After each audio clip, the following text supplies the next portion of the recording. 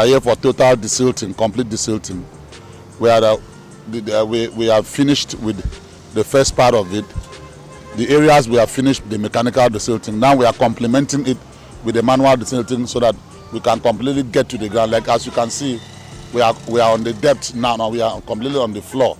We can see everything that everything has been completely removed from this drainage, from this gutter, and that is why we are here. We have been here since in the morning, daily. I know this exercise is going to take us 1 week or 2 weeks, but we'll definitely complete it before we pull out from 8 miles.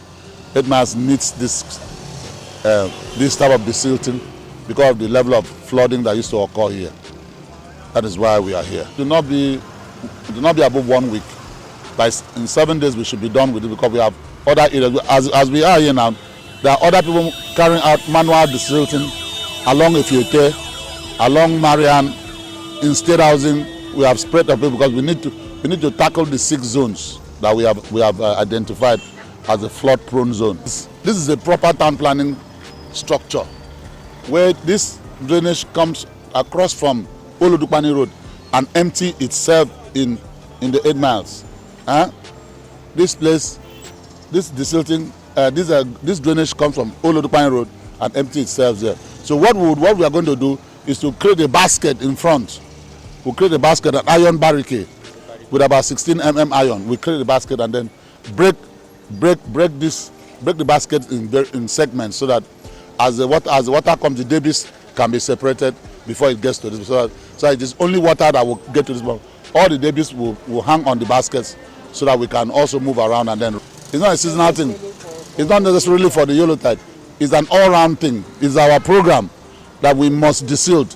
When it gets to this point in time, we desilt. We started it before the rain came, and then we are complementing it as the rain wants to go. Because when the rain is about to go, you find out that because of the severe heat that has taken liquid content from the earth to the atmosphere, it's going to condense and fall back as rain, and it's going to be more severe because the hotter it becomes, the hotter it is, the heavier the rain. Excellency, for your magnanimity, for your foresightedness, for your visionary leadership, because this drainage have not been desilted for the past 8 years. It has not. You can see what has come out for the past 8 years. Nothing has come up here. It is only in this season of sweetness that we have come. This is the 3rd time we are coming here, but this is the first time we are coming with mechanical desilting. Because after carefully studying this terrain, we now come up with this approach that will give us that will assist us to evacuate completely, and that is why we are. I think after this, it will take like another 1 full year or 2 before we get to this point again, because we are going to put out modalities that will break. We have given all these people who have wrongly built like this. We have given them abatement notice to open up their drainages and put a proper slab system, a proper road system. They should bring iron. They should put iron basket with about 4.5 that can be lifted up and then desilt, and then after that we close it back. Not what they are doing. And to say again, special thanks to my governor, the season of sweetness governor, the man behind the people's first mantra. Thank you so much. First of all, for the privilege. Secondly, for the opportunity. Then thirdly, for finding me and my team worthy of these appointments. That is why we are trying to make sure that we add value, because if you don't add value, if you do not solve problem, then you are not part of the solution. Please take responsibility. Stop throwing debris into the drainages. Stop sweeping into the drainages, because the effect of all this you are doing will later come back to the environment, and everybody will suffer it. My name is Easton Ekbeyon, Director of Waste Management, Calabar Urban Development Authority. We are here at 8 miles, carrying out desilting because we received a series of complaints from the people of this area about the flooding, and we noticed that the drainages has been completely blocked. That is why we are here to carry out the desilting, to open up the drainages in order to allow the free flow of runoff water. You can see we are doing it mechanically because the level of blockage here is not something that can be done manually. That is why we come with the equipment to do it mechanically. You can see the company, the Faith company, with their excavator, excavating the drainages. It's going to be after the excavating that our men will do it manually in order to tidy up the whole place and clean up this area. I want to thank the governor of Cross River State, Senator Prince Basi Ededetu, for approving this Desiliting through the Executive Secretary of Calabar Urban Development Authority, because it is our responsibility, the responsibility of KUDA, to clean up the state, to maintain the aesthetic and the cleanliness of the environment. That is why we are here, to make sure that everywhere the drainages is all open for the runoff water to have access to flow freely, in order not to cause overflow on the road, because the flooding do come as a result of the blockage in the drainages. So that is why we are here to open up everything. You can see the men there are working, and the equipment there is actively working in order to open up every place on all the drainages, so that the blockage and the gutter will be free. My name is Emmanuel Ekpo. I am the state chairman of a task force on the environment in KUDA. The ongoing exercise, the Desiliting exercise in the Metropolis, we must first of all give thanks to His Excellency, our governor, who has approved this exercise because of the menace that this flooding has really caused in the Metropolis. Right now, as we are here at 8 miles, this particular spot has been a major problem to the residents of this neighborhood because of the huge overflow of the drainages. And we discovered that part of this problem is as a result of the activities of some residents of this neighborhood. When it rains, a lot of them just bring out their refuse and their trash, she said, and dump them in the drainages. This has resulted to excess flooding, in the entire area. So the governor just saw it that it will be a good thing to desilt these drainages, especially as we enter into this Yuletide period.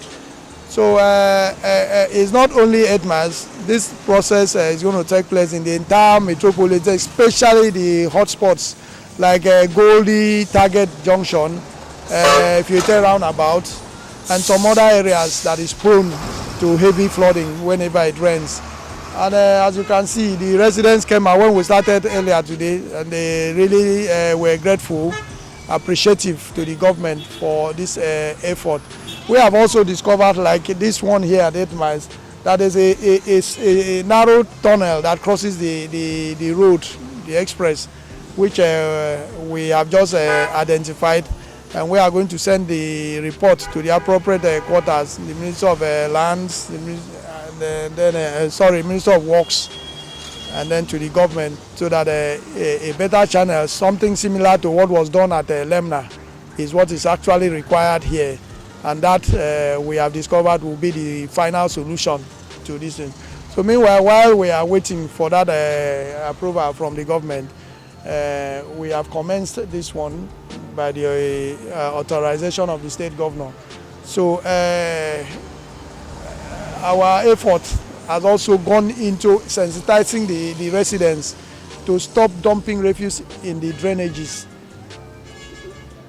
The people that we have seen here, we have asked them, they are the ones that are living here, they are the ones that are suffering from all these challenges. So they should also help government by cautioning their people. You see somebody who comes to come and drop trash in the drainage, you can apprehend the person and then hand them over to the law enforcement agents, because it is an offense for residents to dump their, when there are trash bins everywhere, receptacle bins are everywhere. Here at 8 miles, we have over 4 around this neighborhood, close to First Bank where we are now. So that has been our effort so far. My name is Mrs. Cynthia Ekanambasi. I'm here in 8 miles, near Corum. This is where I have my own shop.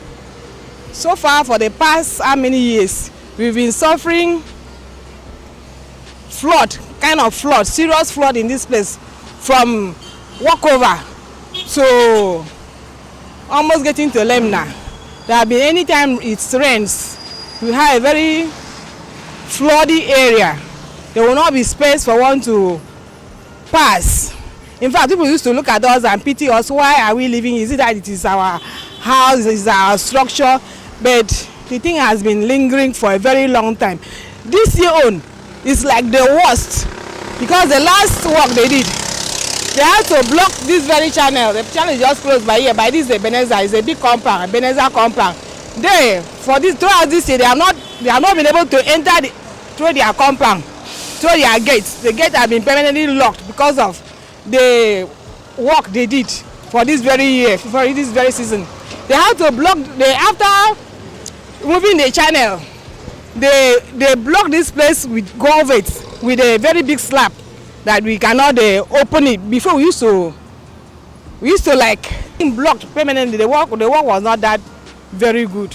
But I thank God for the state government for coming around this time around to make sure that they will work this place with good. I hope they will do a good job, because we are like interacting with the work. The work is on, and I can see they have removed the gutter so far, and the gutter is very deep, and I believe it will be well. My name is Albert Etim. I'm from Akankpa local government area. I'm seeing the nice job that government is doing around this 8 miles area. But I know the government is trying its best, but the citizens are not doing their own part to keep their environment clean. I wanted to chip in my own little advice to the citizens of the state, that it should not be a force from the government that they will enforce every day. Say, okay, keep your environment clean, and you're not keeping your environment clean.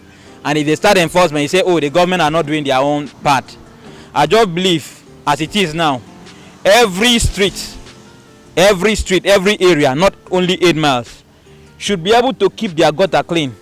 Even as I am now, I drank pure water. I cannot even throw it on the road. I have several pure water packed inside my vehicle that I cannot even throw it on the road.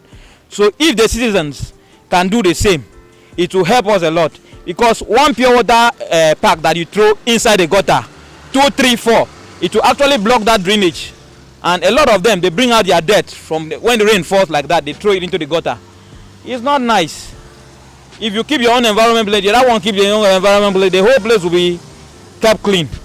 So I just believe, on my own little advice, the youth leader of every environment, there should be a watch. There should be a watch over their citizens that are living close to them. You come around, you tell your people, okay, we need this gutter to be clean. Every dirt waterproof that you have in your gutter, you have to pick it. It should not be the government that will be doing everything by themselves. And on my own little advice, if I was given an opportunity, everybody, anybody that they held throwing dustbin into the gutter, they should give those people 1 week. They will send them to a particular area. They will help clean the gutter, so that other people, when they see them cleaning gutters, they will know that the government is working. Not only giving them punishment to say collect money, collect money. If they should give you 1 week, that's your punishment. You go to a particular area, they say, okay, you clean from here to this portion. So that next time, when you see you dumping, you say, oh, don't dump me, because this is the punishment they gave me because of what I did last time. So that's my only little advice.